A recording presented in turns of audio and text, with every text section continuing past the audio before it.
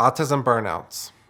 Autism burnouts aren't really something I want to talk about, but I'm going to talk about it anyways because I want to educate other people on what it's like for me and even some other autistic people.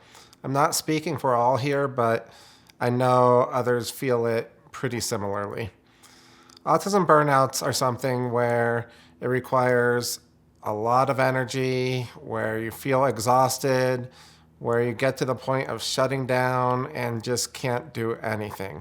For me, autism burnouts happen less frequently with one big event and more frequently when multiple hard small events add up and take a toll on my body and get me to just shut down. One thing with burnouts, meltdowns, shutdowns is a sense of lost control. And one of the best things we can do to help prevent these situations is to find areas where we do have control, where we can predict what's going to happen, where we can take care of ourselves beforehand or prepare for a situation.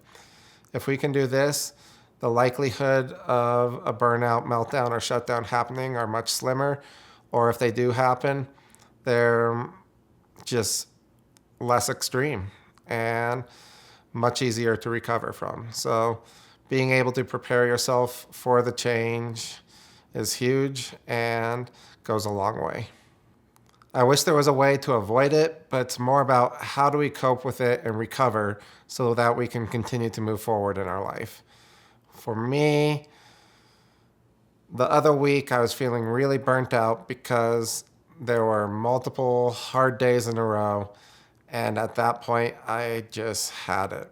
And so the best thing I could do for myself in that scenario was just stay home, not have many people over or even talk to many people, put my headphones on, play with my fidget toys, walk two-paw and get exercise, and make sure I'm eating comfort food to just soothe my system. And sometimes it takes one day to recover, half day to recover. Other times it takes 3 to 4 days to recover. And it's learning how to just deal with these tough situations. My therapist and I over the years created this thing called a self-regulation sheet. It makes it possible for me to look at the sheet and get ideas of ways to cope with a burnout, a shutdown, or even a meltdown sometimes. And in those scenarios, when those situations are happening, I can't always think straight of what to do to take care of myself. But when I have a list that I can check things off and see what appeals to me most in those moments, it helps drastically. So a self-regulation sheet is something I highly suggest to others because oftentimes when we need to cope the most, we don't know how to deal with it. And if you have that form on your phone or somewhere in your house, it helps drastically. Also, I'm not going to ignore the fact that burnouts and shutdowns don't happen from one singular event. Oftentimes when I do a movie premiere or a Q&A, a panel, I feel exhausted afterwards, and I've got to take care of myself again. I've got to put my needs first and give myself the space to recover and recuperate so that I can continue to move forward in my life in the days to come. And oftentimes at movie premieres, when I show a film about autism, the people watching the film forget I'm autistic. So things like shaking hands, hugging people, giving eye contact, those things are all a recipe for a burnout.